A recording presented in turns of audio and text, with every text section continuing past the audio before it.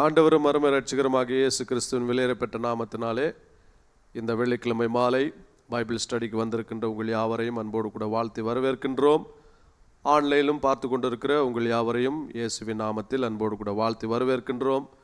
கர்த்தர் நல்லவராக இருக்கின்றார். நம்முடைய வாழ்விலே அநேக நன்மைகளை செய்து கர்த்தர் இதுவரையும் நம்மை நடத்தி இனிமேலும் நம்மை நடத்த உண்மையுள்ள தேவனாக இருக்கின்றார். நாம் யாவரும் இருக்கிற கண்களை மூடி ஜெபித்து நம்முடைய பைபிள் ஸ்டடியை கர்த்தரிடத்தில் நாம் அர்ப்பணித்து ஆவியானவர் நம்மோடு கூட அவருடைய வார்த்தைகளை கொண்டு இடைப்படும்படியாய் நாம் யாவரும் சேர்ந்து ஜெபிப்போம். எங்களை நேசிக்கின்ற எங்கள் அன்பின் பரலோக பிதாவே, இந்த ஆசீர்வதிக்கப்பட்ட நல்ல மாலை வேளைக்காயும் நாங்கள் நன்றியோடு கூட துதிக்கின்றோம், ஸ்தோத்தரிக்கின்றோம். கர்த்தாவே, நீர் நல்லவராய் இருக்கின்றீர், எங்கள் வாழ்வில் நன்மைகளை செய்கிறவராய் இருக்கின்றீர். ஆண்டவரே, உம்முடைய வார்த்தை சத்தியம், உம்முடைய வார்த்தையில் வெளிச்சம் உண்டு, உம்முடைய வார்த்தையில் ஜீவன் உண்டு, உம்முடைய வார்த்தை எங்களை உயிர்ப்பிக்கும். ஆண்டவரே, உம்முடைய வார்த்தையை கொண்டு நீர் எங்களை சுகப்படுத்துகிறவர். இந்த மாலை வேளையில் உம்முடைய வார்த்தைகளை நாங்கள் கேட்கும் பொழுது கர்த்தருடைய ஆவியானவர் நீர் எங்களோடு கூட இருந்து எங்களுக்கு ஆண்டவரே உம்முடைய ஊழியத்தை செய்யும்படிக்கு உம்முடைய கரத்திலே இந்த பைபிள் ஸ்டடி நாங்கள் அர்ப்பணித்து செபிக்கின்றோம். கர்த்தர் தொடர்ந்து நீர் எங்களோடு கூட இடைப்படும், உம்முடைய நாமத்தை மகிமைப்படுத்தும். எல்லா துதி கன மகிமை உமக்கே செலுத்துகின்றோம். இயேசுவின் நாமத்தில் ஜெபிக்கிறோம் நல்ல பிதாவே, ஆமேன். கடந்த வாரத்தில் the land became formless and empty, பூமியானது ஒழுங்கின்மையும் வெறுமயமாயிருந்தது அல்லது உருவமில்லாமல் வெறுமயமாயிருந்தது என்பதை குறித்து நாம் தேவனுடைய வார்த்தையிலே நாம் கடந்த வகுப்பிலே நாம் அதை படித்து அதோடு கூட கிறிஸ்துவை ஒப்பிட்டு கிறிஸ்துவானவர் இந்த உலகத்திலே வந்த பொழுது அவர் எப்படி அடிக்கப்பட்ட பொழுது உருவமில்லாதவராய் ரூபமில்லாதவராய் நாம் காணத்தக்க ரூபம் அவருக்கு இல்லை என்பதை குறித்து அவரோடு கூட ஒப்பிட்டு இந்த காரியத்தை நாம் படித்தோம். அது மாத்திரமல்ல, வெறுமையாக்கப்பட்டிருந்தது, பூமி வெறுமையாயிருந்தது என்று சொல்லி கடந்த வகுப்பிலே நாம் படிக்கும் பொழுது கிறிஸ்துவும் கூட பிலிப்பியர் 2ஆம் அதிகாரத்தில் சொல்லப்பட்டபடி தம்மை தாமே வெறுமையாக்கி தாழ்மையின் அடிமையின் ரூபம் எடுத்தார் என்று கர்த்தருடைய வார்த்தையிலே சொல்லப்பட்டிருக்கிற இந்த காரியத்தை நாம் போன வகுப்பிலே நாம் கவனித்தோம். ஆகவே இந்த முதல் 2 வசனங்களிலே, ஆதியாகமம் 1ஆம் அதிகாரத்தில் இருக்கின்ற 2 வசனங்களிலே தேவன் தம்முடைய குமாரனை இந்த உலகத்திற்கு எவ்வண்ணமாய் அனுப்ப போகின்றார், அவர் மூலமாகவும் அவருடைய மரணம், அவருடைய உயிர்த்தெழுதல் இவைகளின் மூலமாக எப்படி ஒரு புதிய பிறப்பை இந்த மனுக்குலத்திற்கு தரப்போகின்றார் என்கின்ற சத்தியத்தை பரிசுத்த ஆவியானவர் வேத வசனங்களிலே, அந்த ஆதியாகமம் 1 அதிகாரம் முதல் 2 வசனங்களிலே அவர் வெளிப்படுத்தியிருக்கிறதை நாம் படித்து கொண்டு வருகின்றோம். இந்த வாரமும் கூட ஒரு புதிய தலைப்பிலே தி டார்க்னஸ் அண்ட் த டீப், இருள் ஆழம் என்கின்ற 2 தலைப்பை வைத்து இன்றைக்கு வேத பாடத்தை நாம் கவனிக்க போகின்றோம். ஆதியாகமம் 1ஆம் அதிகாரம் 2ஆம் வசனத்தை வாசிக்கும் பொழுது கர்த்தருடைய வார்த்தை இப்படியாய் சொல்லப்பட்டிருக்கிறது. பூமியானது ஒழுங்கின்மையும் வெறுமையுமாய் இருந்தது, ஆழத்தின் மேல் இருள் இருந்தது, தேவ ஆவியானவர் ஜலத்தின் மேல் அசைவாடி கொண்டிருந்தார். ஆழத்தின் மேல் இருள் இருந்தது என்று சொல்லி கர்த்தருடைய வார்த்தையிலே எழுதப்பட்டிருக்கிறது. அதாவது இருளுக்கு மேலே ஆழம் இருந்தது. அப்படி என்று சொன்னால் அந்த இருளை ஆழம் மூடி இருந்தது என்று தேவனுடைய வார்த்தையிலே எழுதப்பட்டிருக்கிறது.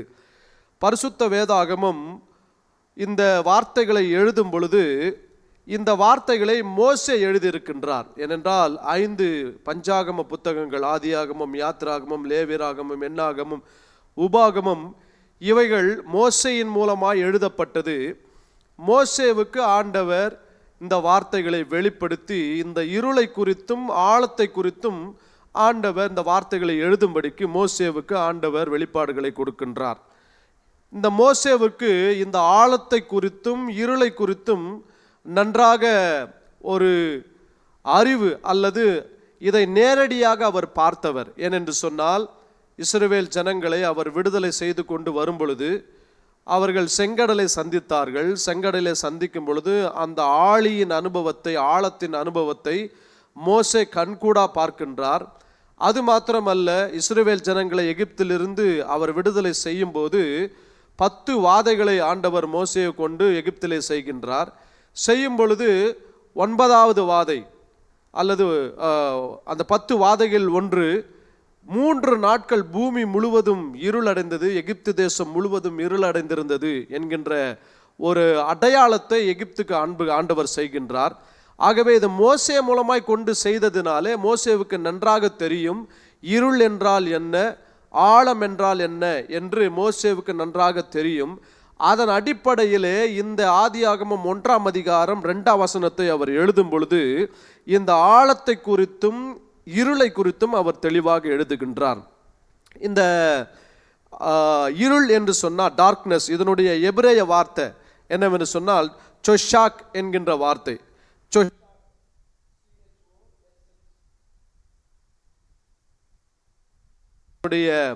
ஆங்கிலத்திலே இதனுடைய விளக்கம் என்னவென்று சொன்னால் மிஸ்ரி, துன்பம், துயரம் என்ற அர்த்தம், அல்லது டெத் என்ற அர்த்தம், மரணம் என்ற அர்த்தம். இன்னொரு விளக்கமும் உண்டு, இக்னோரன்ஸ், அறியாமை என்ற அர்த்தம், அல்லது விக்கெட்னஸ், துன்மார்க்கம் என்ற அர்த்தம்.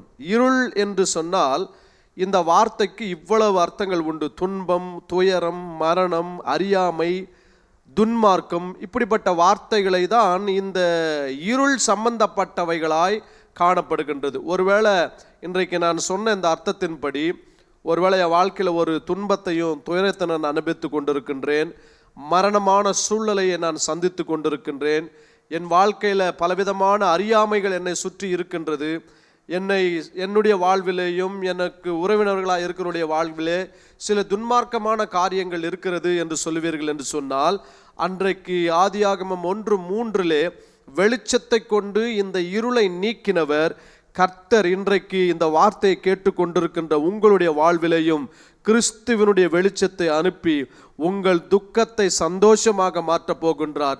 உங்களுடைய மரணப்படுக்கை ஆண்டவர் மாற்றி உங்களுக்கு ஒரு புதிய ஜீவனை தர உண்மை உள்ளவராய் இருக்கின்றார்.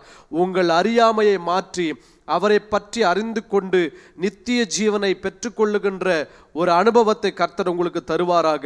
ஒருவேளை உங்கள் வாழ்விலே ஒரு துன்மார்க்கமான ஜீவியத்திலே நீங்கள் காணப்படுவீர்கள் என்று சொன்னால் அந்த துன்மார்க்கமான ஜீவியத்திலிருந்து கர்த்தர் இன்றைக்கு உங்களுக்கு விடுதலை தர அவர் உண்மையுள்ள தேவனாய் இருக்கின்றார்.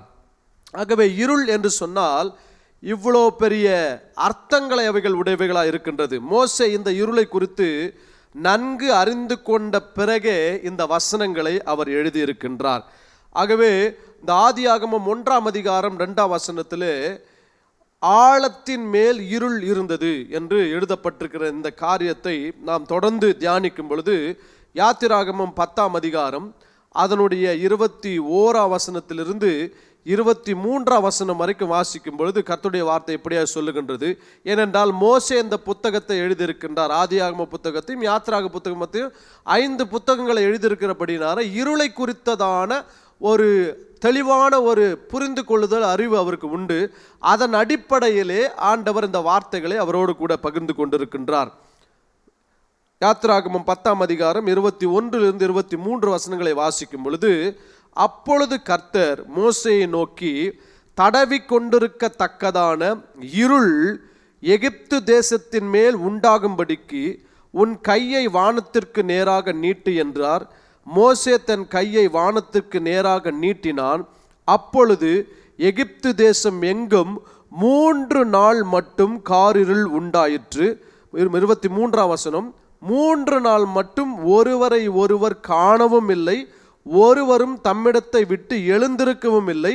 இஸ்ரவேல் புத்திரர் யாவருமோவெனில் அவர்கள் வாசஸ்தலங்களிலே வெளிச்சம் இருந்தது என்று வேதம் எழுதப்பட்டிருக்கு. பாருங்க, இந்த இருள் என்கின்ற வார்த்தையை யாத்திராகம புத்தகத்திலே அதே மோசே எழுதியிருக்கின்றார். இந்த இருளை குறித்து அவர் எழுதும் பொழுது 3 நாட்கள் எகிப்திலே இருள் இருந்தது என்று எழுதுகின்றார்.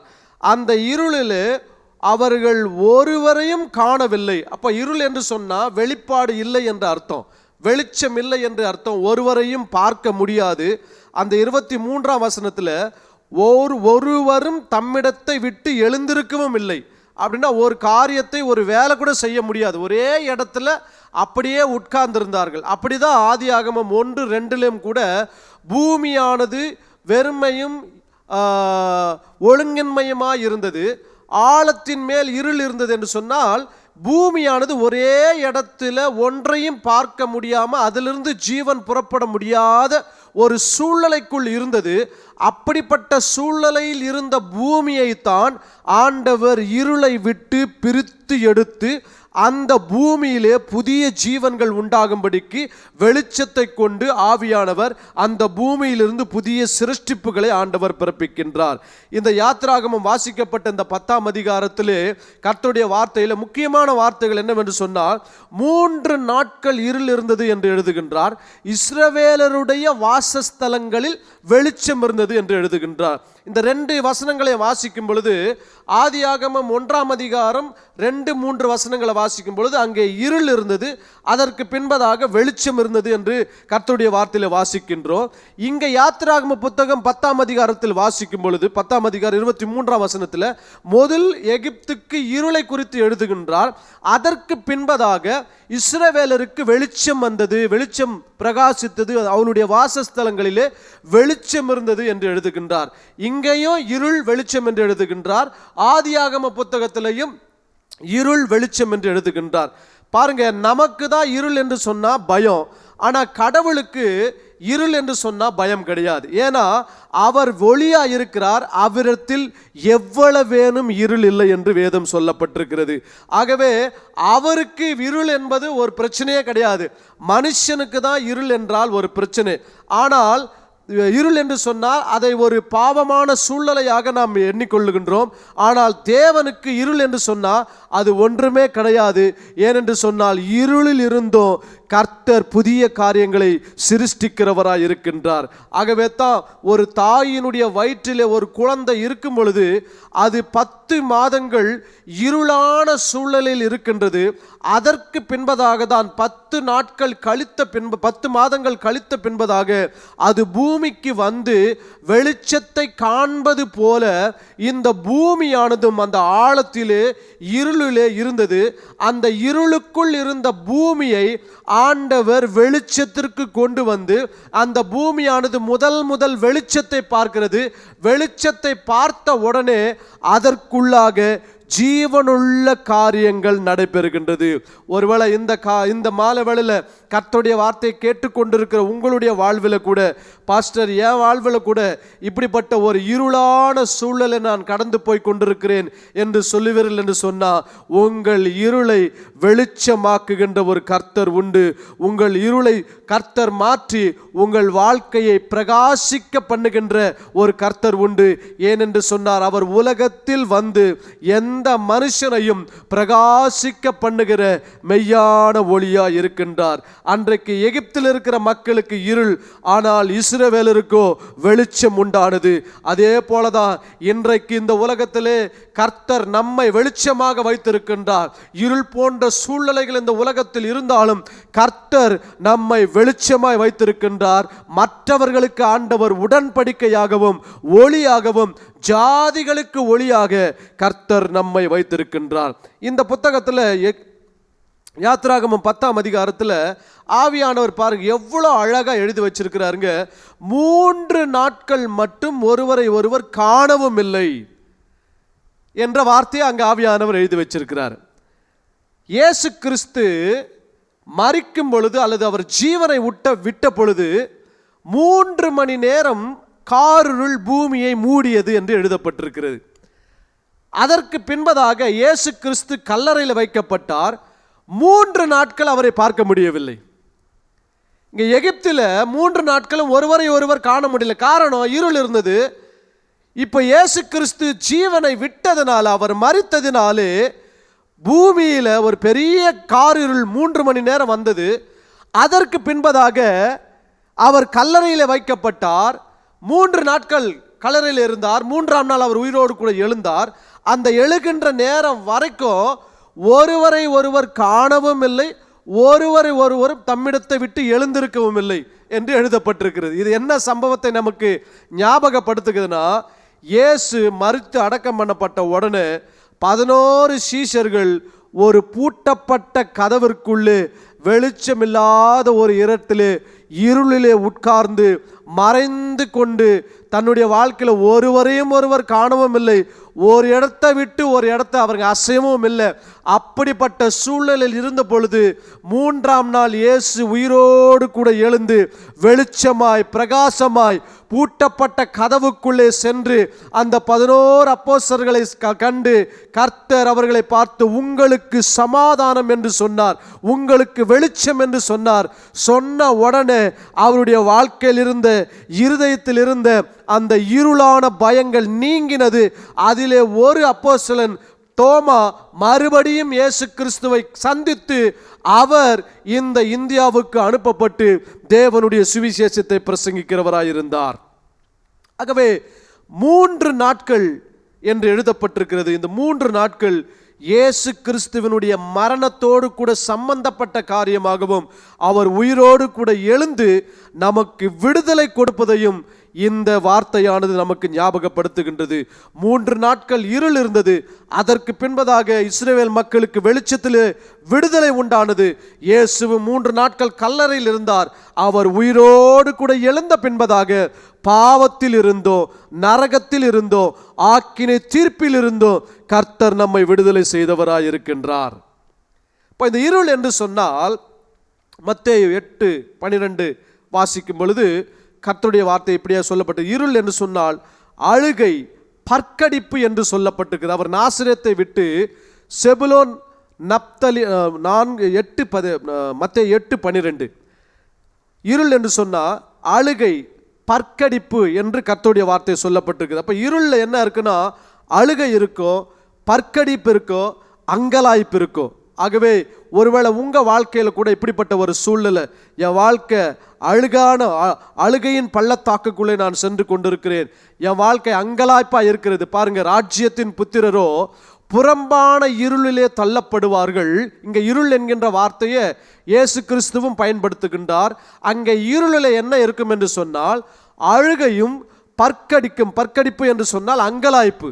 ஐயோ இப்படி ஆயிடுச்சு, ஐயோ இதை செஞ்சு இது இப்படி போயிடுச்சு, இப்படி விடுதலை வந்துட்டுன்னு ஐயோ ஐயோ அப்படின்னு சொன்னால் தான் அங்கலாய்ப்பு. அதுதான் பற்கடிப்பு என்று எழுதப்பட்டு உண்டாயிருக்கும் என்று உங்களுக்கு சொல்லுகிறேன் என்று சொல்லுகின்றார். ஆகவே வெளிச்சம் ஊடுருவக்கூடாதபடிக்கு ஒரு இடம் இருக்கும் என்று சொன்னால் அந்த இடத்துக்கு பேர் ஆழம்.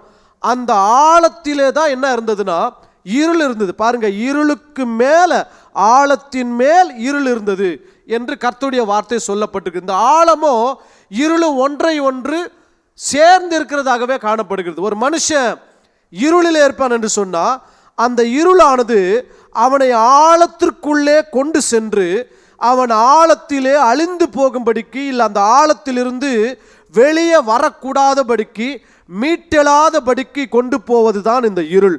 இருள் ஒரு மனுஷனை ஆழத்திற்குள் கொண்டு செல்கிறது. ஆனால் வெளிச்சம் ஒரு மனுஷனை ஆழத்திலிருந்து இருளை நீக்கி அவனை வெளியே கொண்டு வருகிறதா இருக்கிறது. அதே போலதான் ஆதியாகமம் 1ஆம் அதிகாரம் 2ஆம் வசனத்தில் இந்த பூமியானது இருளுக்குள்ளாக ஆழத்தில் இருந்தது. இந்த ஆழத்தில் இருந்த அந்த பூமியை தேவன் வெளிச்சத்தை கொண்டு இருளை நீக்கி ஆழத்தில் இருக்கின்ற பூமியை தேவன் வெளியே கொண்டு வந்து வெளிச்சத்தில் அவர் பூமியை நிற்க வைத்து பூமியை ஆண்டவர் பிரகாசிக்க பண்ணி, சூரிய வெளிச்சத்தினாலே எப்படி பூமியில் இருக்கின்ற விதைகள் முளைக்கின்றதோ, பூமியில் இருக்கிற உயிர்கள் உயிர் பெறுகின்றதோ, அதுபோல கிறிஸ்து இயேசுவின் முகத்தில் இருந்த அறிவின் மகிமையாகிய ஒளியை நமக்குள்ளே தேவன் பிரவேசிக்க செய்து நம்மை மறுபடியும் உயிர்ப்பித்த தேவனாய் இருக்கின்றார். வெளிச்சமில்லாத இடம்தான் இருள். வெளிச்சமில்லாத இடத்தை தேடிதான் இயேசு கிறிஸ்து இந்த உலகத்திற்கு தேடி சென்றார், வெளிச்சமாகவே வந்தார். எரேமியா 4ஆம் அதிகாரம் 23ஆம் வசனத்திலே தீர்க்கதரிசி இப்படியாய் சொல்லுகின்றார், நான் பூமியை பார்த்தேன், அது ஒழுங்கின்மையும் வெறுமையுமாயிருந்தது. பாருங்க, ஆதியாகமம் 1ஆம் அதிகாரம் 2ஆம் வசனத்தில் எழுதப்பட்ட இதே சம்பவத்தை பரிசுத்த ஆவியானவர் தீர்க்கதரிசியாகிய எரேமியாவுக்கு இதை ஞாபகப்படுத்துகின்றார். அவர் எழுதும் பொழுது நான் பூமியை பார்த்தேன், அது ஒழுங்கின்மையும் வெறுமையா இருந்தது.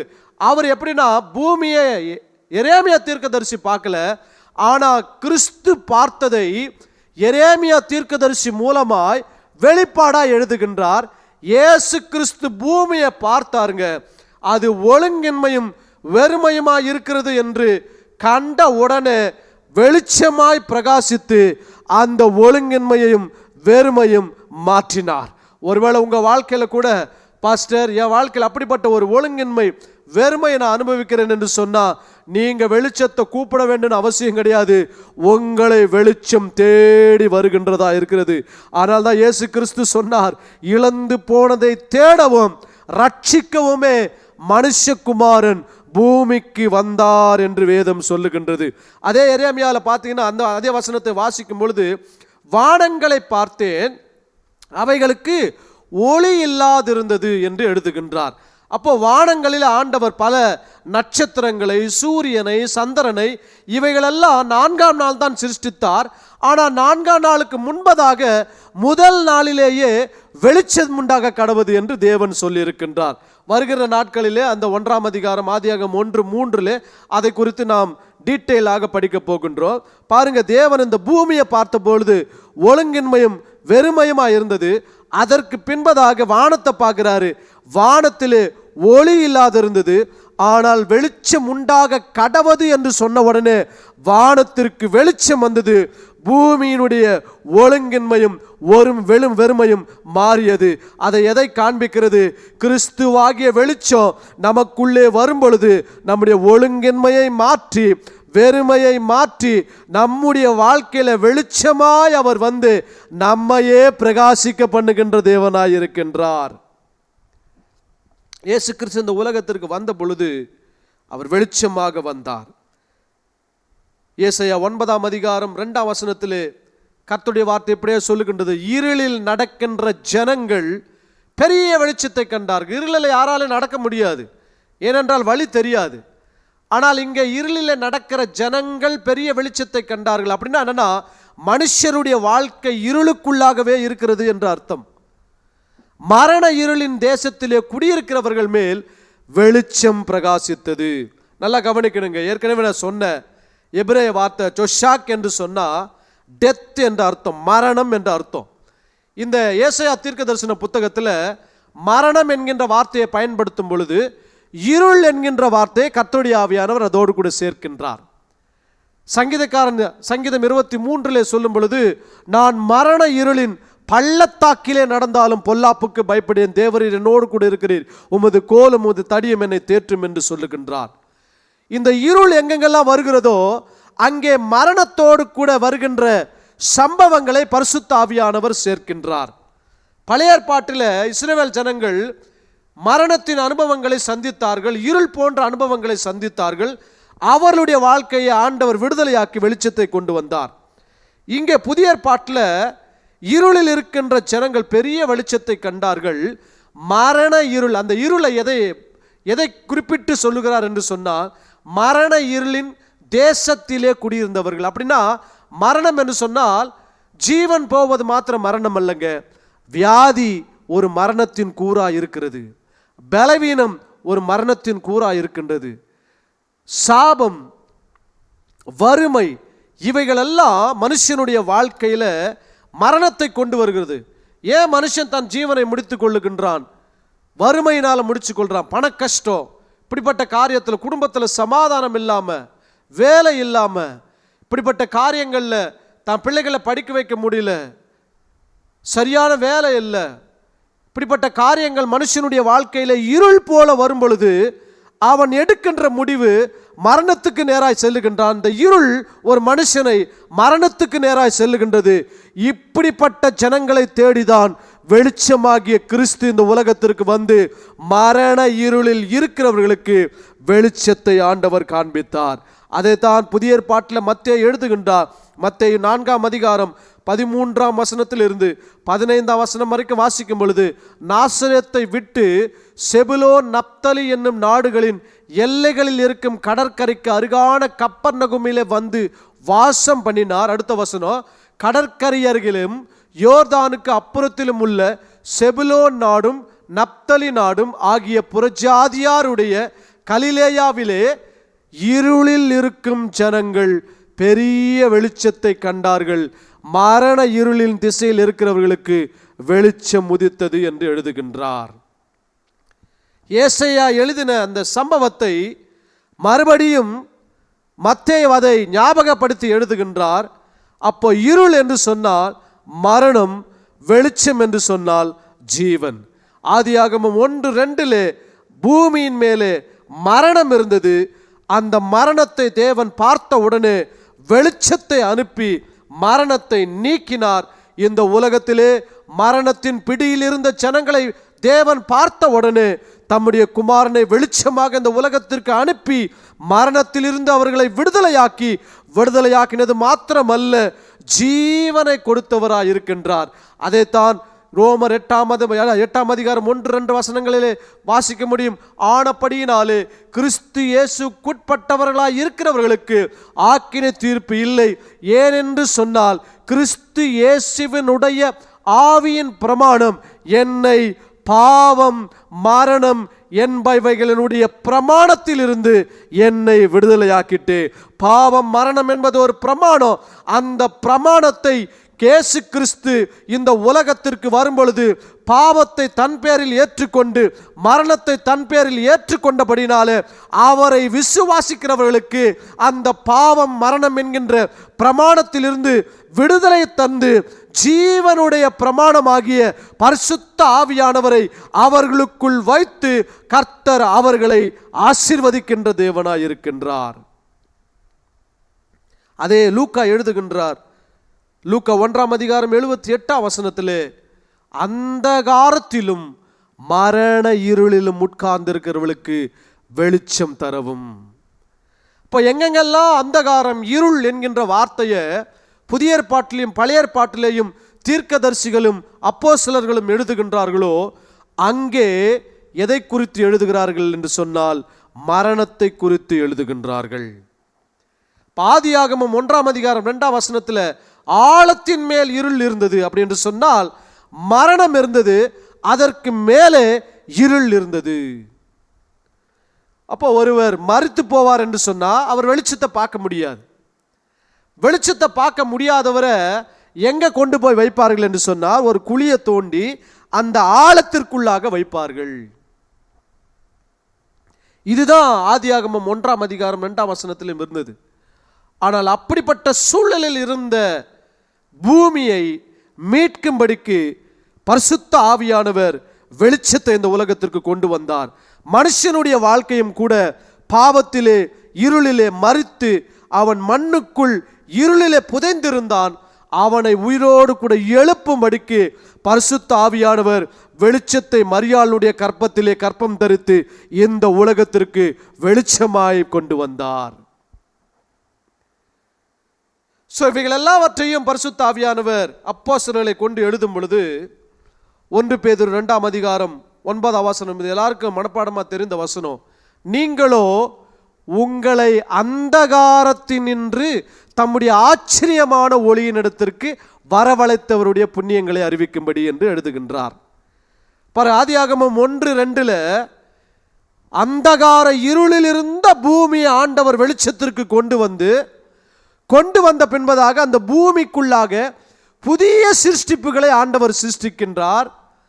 இதே போலதான் மனுஷனுடைய வாழ்க்கையிலும் கூட பேதுரு சொல்லுகின்றார், அந்தகார இருளில் இருந்து ஆச்சரியமான ஒளியினிடத்திற்கு கொண்டு வந்தவருடைய புண்ணியங்களை அறிவிக்கும்படிக்கு. அப்படின்னா பூமியானது வெளியே வந்த உடனே பூமி சும்மா அல்ல, பூமி அதற்குள் இருக்கிறதை பிறப்பித்தது. ஜீவன்கள், மரஞ்செடி கொடிகள், ஆடு மாடுகள், மிருகங்கள், மனுஷனும் எங்கிருந்து தான் வரானா? மண்ணிலிருந்து தான் வருகின்றான். அதே போலதான் அந்தகார இருளில் இருந்து ஆச்சரியமான ஒளிநடத்துக்கு கொண்டு வரப்பட்ட ஒரு மனுஷன் அவனுக்குள்ளிருந்து ஏதோ ஒன்றை பிறப்பிக்க வேண்டும் என்பதை கர்த்தருடைய ஆவியானவர் நமக்கு ஞாபகப்படுத்துகின்றார். நமக்குள் இருந்து என்ன பிறக்க வேண்டும் என்று சொன்னால் கிறிஸ்துவினுடைய சுவாபங்கள் புதிய சிருஷ்டியா இருக்கின்ற நமக்குள்ளே பிறக்கிறதா இருக்க வேண்டும். அதுதான் கலாத்தியர் 5ஆம் அதிகாரத்தில் நாம் வாசிக்க முடியும். 2 பிரமாணங்களை குறித்து சொல்றாரு, ஆவியின் கனிகளை குறித்து சொல்லுகின்றார். அந்த 9 கனிகளும் மனுஷனுடைய வாழ்க்கையிலே பிறக்கிறதா இருக்க வேண்டும். நல்லா கவனிக்கணுங்க. இருளில் இருந்து, ஆழத்தில் இருந்த பூமியை தேவன் வெளியே கொண்டு வந்த பின்பதாக ஆண்டவர் முதல்ல என்ன செய்கிறார்னா, இருளையும் பகலையும் தனியாக பிரித்து, வெட்டாந்தரை தனியாக பிரித்து, ஆகாய மண்டலத்தை தனியாக பிரித்து, அவைகளுக்கு பேர் வைத்த பின்பதாக அவர் செய்கின்ற முதல் காரியம், பூமியிலிருந்து விதைகளுடைய கனி தருகின்ற விருட்சங்கள் முளைக்கும்படிக்கு செய்தார். ஃபர்ஸ்டே கனி கொடுக்கிற காரியத்தை தான் ஆண்டவர் என்ன பண்றாருங்க, முளைக்கும்படிக்கு செய்கின்றார். அதை தான் நம்முடைய வாழ்க்கையிலையும் தேவன் செய்ய விரும்புகின்றார். அந்தகார இருளிலிருந்து ஆச்சரியமான ஒளியினிடத்திற்கு கொண்டு வந்தார். எப்படி கொண்டு வந்தார்னா, பரிசுத்த ஆவியானவர் மூலமாய் கொண்டு வந்தார். அவருடைய உணர்த்துதல் மூலமாய் கொண்டு வந்தார். பூமியை பரிசுத்த ஆவியானவர் வெளிச்சத்தின் மூலமாய் இருளிலிருந்து வெளியே கொண்டு வந்தார். கொண்டு வந்த பின்பதாக விதையை பிறப்பிக்கக்கூடிய கனிமரங்கள் உண்டாக வேண்டும் என்று சொல்லி அதற்கு கட்டளையிட்டார். அதே போலதான் மனுஷனை இருளிலிருந்து தேவன் வெளிச்சத்திற்கு கொண்டு வந்து அவனுக்குள்ளே விதையாகிய தேவனுடைய வசனத்தை மறுபடியும் வைத்து அவனுக்குள்ளே கனிகளை கொடுக்கும்படிக்கு பரிசுத்த ஆவியானவர் இந்த உலகத்திலே அவரை கனி தருகின்ற விருட்சமாகவே வைத்திருக்கின்றார். எப்படி பழைய ஏற்பாட்டில் பூமியானது கனி தரும் விருட்சங்களை பிறப்பித்ததோ, புதிய ஏற்பாட்டில் மனுஷன் அந்தகார இருளிலிருந்து வெளிச்சத்திற்கு கொண்டு வரப்பட்டு அவருக்குள்ளே கனி தரும் விருட்சங்களாய் 9 கனிகளை ஆண்டவர் அன்பு, சமாதானம், சந்தோஷம், நீடிய பொறுமை, சாந்தம், மிச்சையடக்கம், விசுவாசம், தயவு, நற்குணம் இப்படிப்பட்ட கனிகளை கொடுத்து, நல்ல ரட்சிப்பின் கனிகளை, நீதியின் கனிகளை கொடுத்து ஜீவ விருட்சமாக தேவன் இந்த மனுஷனை உலகத்தில் வைத்திருக்கின்றார். ஆகவே இருள் என்று சொன்னா மரணம் என்று அர்த்தம். பாவத்தினுடைய சம்பளம் மரணம். இந்த பாவத்தினுடைய சம்பளமாகிய மரணத்தில் இருந்த மனுக்குலத்தை வெளிச்சமாகிய கிறிஸ்து இந்த உலகத்திற்கு வந்து மீட்டு மறுக்குலத்தை ஒரு ஜீவ செடியாகவே, ஜீவ விருட்சமாகவே இந்த உலகத்தில் தேவன் வைத்திருக்கின்றார். பக்கத்தில் பார்த்து சொல்லுங்க, நீங்க ஒரு விருட்சம், நீங்க கனி தருகின்ற ஒரு விருட்சம். ஆகவே உங்களை கனி தருகின்ற விருட்சமா இருக்கிறபடினால மற்றவர்களுக்கு பசியை ஆற்றும்படிக்கோ, மற்றவர்களுக்கு நீங்கள் ஜீவனை தரும்படிக்கோ ஆண்டவர் உங்களை வைத்திருக்கின்றார்.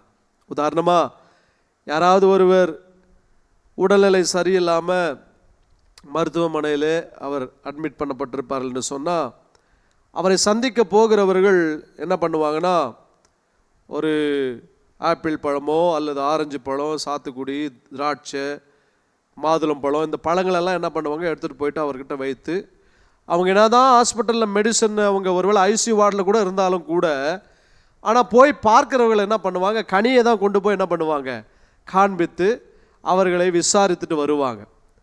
ஏன் அந்த நபர் ஒருவேளை மருத்துவமனையிலிருந்து உடல்நிலையில் அவர் பூரண சுகம் பெற்று விடுதலையாக்கப்பட்டு அவர் வீட்டுக்கு போக வேண்டும் என்று சொல்லி மருத்துவனுடைய அறிக்கை பேரிலே அவர் வெளியே வரும் பொழுது மருத்துவர் அவருக்கு சொல்லுவார், என்ன சொல்லுவார்னா, நீங்கள் வீட்டுக்கு போயிட்டு நல்ல சத்துள்ள காய்கறி பழங்களை என்ன பண்ணுங்க, நல்லா சாப்பிடுங்க அப்படின்வாங்க. ஏன்னா அப்படி சாப்பிட்டா அவர் நல்ல ஜீவனோடு கூட ஆரோக்கியமாக இருப்பார். ரத்தம் கம்மியாக இருந்தால் ஆப்பிள் பழம் சாப்பிடுங்க, ஆரஞ்சு பழம் சாப்பிடுங்க, இவைகளெல்லாம் ரத்தத்தை என்ன பண்ணும், சேர்த்து விடும். அப்போது ஒரு கனியானது இயற்கையாகவே ஒரு மனுஷனுடைய சரீரத்திற்குள்ளாக பலனை கொடுக்கின்றது. அந்த பலனானது அவனுக்குள் ஜீவனை கொண்டு வருகின்றது. அதே போலதான் ஆவிக்குரிய வாழ்விலும் கூட நம்மை ஆண்டவர் ஒரு கனி தருகின்ற ஒரு செடியாய் வைத்திருப்பார் என்று சொன்னால், நம் மூலமாக நாமும் ஜீவனோடு கூட இருக்கும்படிக்கோ, மற்றவர்களும் நம் மூலமாக ஜீவனையும் பலத்தையும் ஆரோக்கியத்தையும் பெற்றுக்கொள்ளும்படிக்கு கர்த்தர் கிருபை செய்வார். நீதிமானுடைய நாவு எப்படிப்பட்ட நாவுனா, ஆரோக்கியம் உள்ள நாவு என்று சொல்லப்பட்டிருக்கிறது. அப்படின்னா இந்த நாவிலிருந்து ஆரோக்கியம் புறப்படுகின்றது. ஏன்னா மரணமும் ஜீவனும் நாவின் அதிகாரத்தில் உள்ளது என்று வேதம் சொல்லுகிறது. அப்படின்னா என்னன்னா, நாம் பேசுகின்ற வார்த்தையிலே ஜீவனும் உண்டு, மரணமும் உண்டு, வெளிச்சமும் உண்டு, இருளும் உண்டு. நாம் எதை பேசுகின்றோமோ அது செயல்பாடாய் மாறுகின்றது. தேவன் பேசினார், வெளிச்சம் உண்டானது. நாமும் வெளிச்சத்தை பேசுவோம் என்று சொன்னால் ஜீவன் உண்டாகும், இருளை பேசுவோம் என்று சொன்னால் மரணம் உண்டாகும். இப்போ இருள் என்று சொன்னால் மரணம். இதை குறித்து அநேக வார்த்தைகளை வாசித்து நாம் இந்த பாடவேளையை முடிக்க விரும்புகின்றேன். யோபு 26 அதிகாரம் 6 வசனம் இப்படியா சொல்லுகின்றது, அவருக்கு முன்பாக பாதாளம் திறந்திருக்கிறது, நரகம் மூடப்படாதிருக்கிறது. இந்த இடத்துல பாருங்க, பாதாளம் நரகம் என்கின்ற வார்த்தையை எழுதுகின்றார், யோபு எழுதுகின்றார். பாருங்க, யோபுக்கு ஆண்டவர் எவ்வளோ பெரிய வெளிப்பாடை கொடுத்திருக்கிறார். பாதாளம் எப்படி இருக்கும், நரகம் எப்படி இருக்குன்ற ஒரு அறிவை அவருக்கு கொடுத்திருக்கின்றார். இந்த பாதாளமும் நரகமும் தான் ஆழம். பாதாளம் அப்படின்னா என்னன்னா, ஒரு பெரிய பள்ளம் அப்படின்னு அர்த்தம். பிக் டீப்னு அர்த்தம், டீப்பான ஒரு பள்ளம், டிப்னு அர்த்தம். இதை எழுதும் பொழுது இந்த ஆழத்தின் மேல் இருள் இருந்தது அப்படின்னா என்னன்னா, மரணமும் நரகமும் என்று அர்த்தங்க. மரணமும் நரகம் அர்த்தம். அடுத்த வாரம் நம்ம அந்த டீப்பை குறித்து நாம் படிக்க போகின்றோம். இப்போ அந்த வசனத்திலிருந்து ஆழத்தை மாத்திரம் கொஞ்சம் படித்து நாம் முடிக்க போகின்றோம். சங்கீதம் 69:15 வாசிக்கும் பொழுது சங்கீதக்காரன் இப்படியே எழுதுகின்றார், ஜல பிரவாகங்கள் என் மேல் புரளாமலும், பாருங்க, ஆழம் என்னை விழுங்காமலும் என்று எழுதப்பட்டிருக்கிறது. ஆழம் என்ன பண்ணுனா ஒரு மனுஷனை விழுங்கும். அப்படின்னா நரகம் என்ன பண்ண, ஒரு மனுஷனை விழுங்கும். எது விழுங்குன்னா பாருங்க, இந்த பூமியிலே படைக்கப்பட்ட மிருகங்களிலே விழுங்கக்கூடிய தன்மை உடையது எதுனா, நிறைய மிருகங்கள் உண்டு, நிறைய ஊர்வனைகள் உண்டு, பரப்பனவைகள் எல்லாமே ஒரு சிலது விழுங்குகின்ற காரியங்கள் உண்டு. ஆனால் நமக்கு ஞாபகம் வர்றது எதுனா, சர்ப்பமானது தான் விழுங்கக்கூடிய காரியமாக இருக்கின்றது. அதுதான் 1 பேதுரு 5 அதிகாரத்தில் எழுதுவார், உங்கள் எதிரியான பிசாசானவன் எவனை விழுங்கலாமோ என்று கெர்ச்சிக்கிற சிங்கம் போல வகை தேடி சுற்றி திரிகின்றான். இப்போ இங்கே எது விழுங்குகிறது? ஆழம் விழுங்குகின்றது. இந்த ஆழம் எங்கே இருந்தது? ஜலத்தின் அங்கே ஆதியாகமம் 1:2 ஆழம் இருளும் ஆழமும் அங்கே இருந்தது. இந்த ஆழம் என்று சொன்னால் பாதாளம், பாதாளம் என்று சொன்னால் நரகம். இந்த நரகம் தான் ஒரு மனுஷனுடைய வாழ்க்கை விழுங்குகின்றது. இந்த நரகம் யார்னா, பிசாசு தான், சத்ரு தான் நரகமாய் இருக்கின்றான். இயேசு ஜீவனாய் இருக்கிறார், இயேசு பரலோகமாய் இருக்கின்றார். Christ is heaven, devil is pit. சங்கீதம் 88:6 சொல்லுகின்றது, என்னை பாதாள குழியிலும் இருளிலும் ஆழங்களிலும் வைத்தீர். பாருங்க எவ்வளோ அழகாக எழுதுறாருங்க. இருள் ஆழம் இங்கே சேர்ந்தே வருது பாருங்க. ஆதியாகமம் 1:2 ஆழத்தின் மேல் இருள் இருந்தது. இங்கே எழுதும் பொழுது இருளும் ஆழங்களும் என்று எழுதுகின்றார். அதுக்கு மேலே எழுதும் பொழுது பாதாள குழி என்று எழுதுகின்றார்.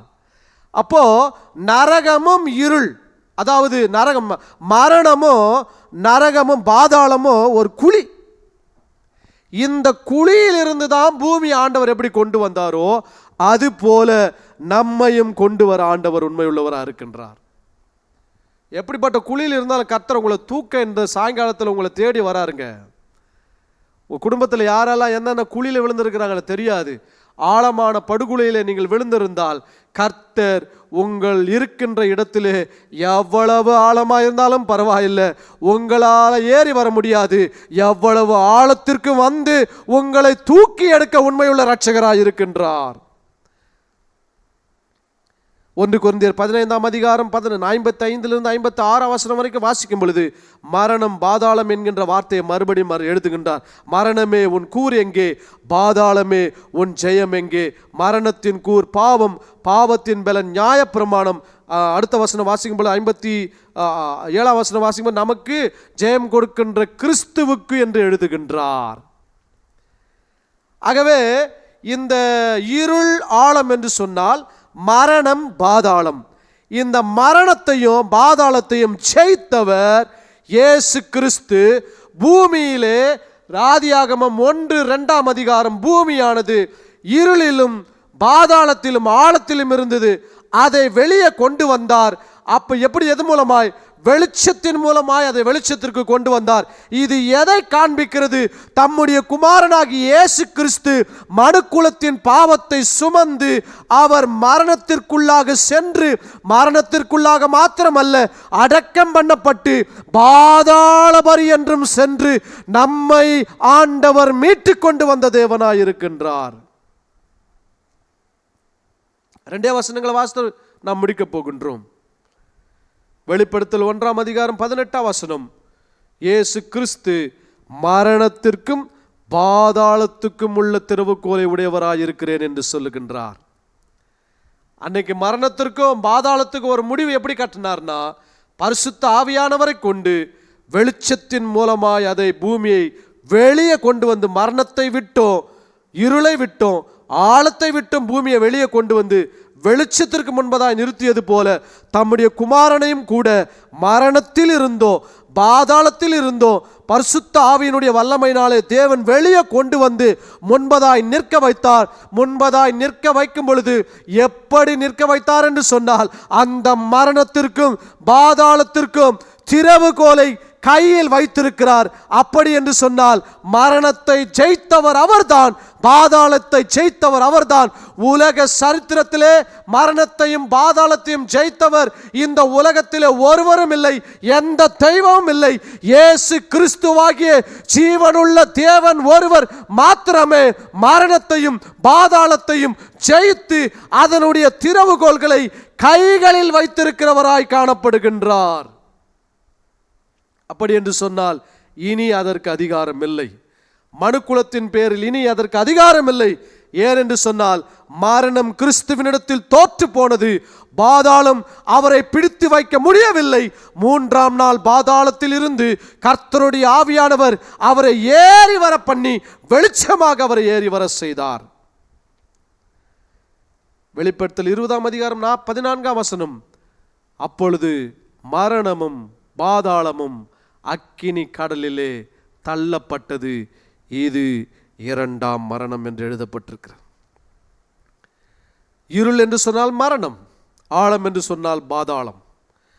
ஆதியாகமம் 1:2 இந்த இருளும் இருந்தது, ஆழமும் இருந்தது, மரணமும் இருந்தது, பாதாளமும் இருந்தது.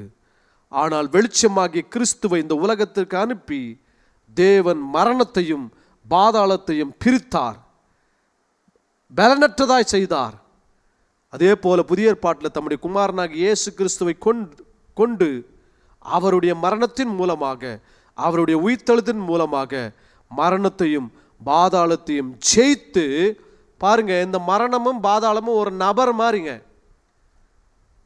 கிருபையும் சத்தியம் என்கின்றவர் ஒரு நபர், இஸ் a person. அதுபோல மரணமும் பாதாளமும் என்பவர் ஒரு நபர். அந்த நபர் யாருன்னா அவர்தான் பிசாசு, அந்தி கிறிஸ்து என்னும் பிசாசு, பழைய பாம்பாகிய பிசாசு. இந்த பிசாசை ஆண்டவர் எங்க தள்ளுகிறார் என்று சொன்னால் அக்கினி கடலிலே தள்ளுகின்றார். தேவசாயிலால் படைக்கப்பட்ட மனுஷனை ஆண்டவர் அக்கினி கடலிலே தள்ளவில்லை.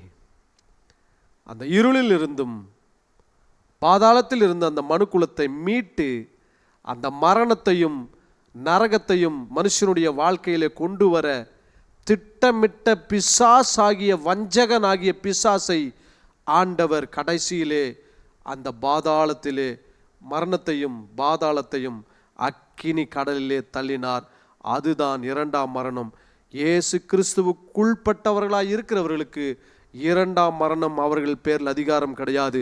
2ஆம் மரணம் மரணத்திற்கும் பாதாளத்துக்கும் பிசாசுதான் அதற்கு அதிகாரியாய் அவன் தான் இருக்கின்றான். அந்த அதிகாரிக்கு தான் அந்த மரணத்தை, 2ஆம் மரணத்தை ஆண்டவர் அக்கினி கடலிலே கொடுத்தார், மனுக்குலத்திற்கு அல்ல. ஒருவேளை இந்த செய்தியை கேட்டுக்கொண்டிருக்கிற அருமையான சகோதரா சகோதரி, தேவன் உங்கள் பேரில் அளவில்லாத அன்புடையவராக இருக்கின்றார்.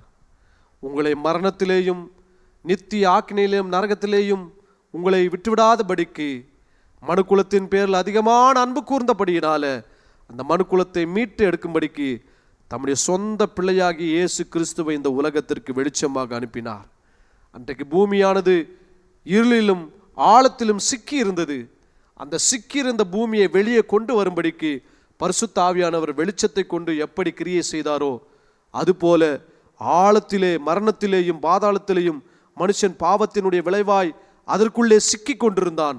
அந்த மனுக்குலத்தை மீட்டி எடுக்கும்படிக்கு பரிசுத்த ஆவியினால் கற்பம் தரிக்கப்பட்டு பரிசுத்த ஆவியினால் அபிஷேகம் பண்ணப்பட்டு பரிசுத்த ஆவியினால் சிலுவையிலே மரணத்தை சந்தித்து அதே பரிசுத்த ஆவியினால் உயிரோடு கூட எழுப்பி நித்திய வெளிச்சமாக இந்த உலகத்திற்கு தேவன் தம்முடைய குமாரனை அனுப்பி அவரை விசுவாசிப்பதின் மூலமாய் மரணத்தில் இருந்தும் பாதாளத்தில் இருந்தும் ஆக்கினை தீர்ப்பில் இருந்தும் மனுக்குலத்திற்கு தேவன் விடுதலை கொடுத்திருக்கின்றார். ஒருவேளை இந்த சத்தியத்தை கேட்கின்ற அருமையான சகோதரா சகோதரி, இப்படிப்பட்ட இயேசு கிறிஸ்து எனக்காய் ஜீவனை கொடுத்தவர் எனக்கு தெய்வமாக வேண்டும், என் வாழ்க்கையில் இரட்சகராக நான் ஏற்றுக்கொள்ள விரும்புகிறேன் என்று சொன்னால் இருக்கிற இடங்களிலே நீங்கள் என்னோடு கூட சேர்ந்து இந்த வார்த்தைக்கு நீங்கள் செவி கொடுத்து ஜெபிப்பீர்கள் என்று சொன்னால் கர்த்தர் உங்கள் வாழ்க்கையிலே பூமிக்கு எப்படி ஒரு புதிய பிறப்பை கொடுத்து அதற்குள்ளிருந்து ஜீவ விருட்சங்கள் புறப்பட ஆண்டவர் கிருபை செய்தாரோ அதுபோல உங்களுக்கு ஒரு புதிய வாழ்க்கை கொடுத்து உங்கள் மூலமாக ஜீவ விருட்சங்கள் ஜீவனுடைய காரியங்கள் நடைபெற கர்த்தர் உங்களை பயன்படுத்த உண்மை உள்ள தேவனாயிருக்கிறார். கண்களை மூடி நாம் இருக்கிறவங்களை ஜெபிக்கலாம். எங்களை அதிகமாய் நேசிக்கின்ற எங்கள் அன்பின் பரலோக பிதாவே, இந்த ஆசீர்வதிக்கப்பட்ட நல்ல மாலை வேளைக்காயுமே நாங்கள் நன்றியோடு கூட துதிக்கின்றோம், ஸ்தோத்திரிக்கின்றோம். வந்திருக்கிற யாவருக்காகவும் அந்த ஆன்லைனில் பார்த்து கொண்டிருக்கிற யாவருக்காகவும் இந்த வேளையில் நாங்கள் ஜெபிக்கின்றோம். ஒருவேளை யாராவது இயேசு கிறிஸ்துவை சொந்த இரட்சகராக தெய்வமாக ஏற்றுக்கொள்ள விரும்பினால் கர்த்தர் அவருடைய உள்ளத்திலே வந்து அவருடைய பாவங்களை மன்னித்து அவருடைய பிள்ளையாய் ஏற்றுக்கொண்டு நித்திய ஜீவனுக்குள்ளாக பங்கடைய கர்த்தர் அவர்களுக்கு பரிசுத்த ஆவியினுடைய உறுதியை கொடுத்து அவர்களை ஆசீர்வதித்து புதிய நன்மைகளுடைய வாழ்விலே செய்யும்படிக்கு ஜெபிக்கின்றோம். வந்திருக்கிற சபை மக்களுக்காகவும் ஆன்லைனில் பார்த்து கொண்டிருக்கிற யாவருக்காகவும் ஜெபிக்கின்றோம். இந்த வார்த்தைகளை கர்த்தர் நீர் அவர்களுக்கு ஆசீர்வதித்து இருளின் சூழ்நிலைகளை மாற்றி மரணத்தின் சூழ்நிலைகளை மாற்றி துக்கம் வியாதி வறுமை கஷ்டம் இவைகளெல்லாம் கர்த்தர் நீர் மாற்றி ஒரு புதிய பிறப்பை அவருடைய வாழ்விலே கொடுத்து கனிதரும் விருட்சங்களாய் கர்த்தர் அவர்களை வைத்து ஆசீர்வதிக்கும்படிக்கு ஜெபிக்கின்றோம். அப்படி நீங்காத பிரசன்னம் எங்களோடு கூட இருந்து எங்களை தொடர்ந்து நடத்தட்டும். ஆசீர்வதியும். எல்லா துதி கன மகிமை உமருக்கே செலுத்துகின்றோம். இயேசுவின் நாமத்தில் ஜெபிக்கிறோம் நல்ல பிதாவே, ஆமென். God bless you. கர்த்தர் உங்களோடு கூட இருப்பாராக. தொடர்ந்து அடுத்த வாரம் இருளை குறித்து இன்னும் டீட்டெயிலாக நாம் படிக்க போகின்றோம். கர்த்தர் நமக்கு உதவி செய்வாராக. கர்த்தருடைய கிருபை உங்களோடு கூட இருப்பதாக. God bless you.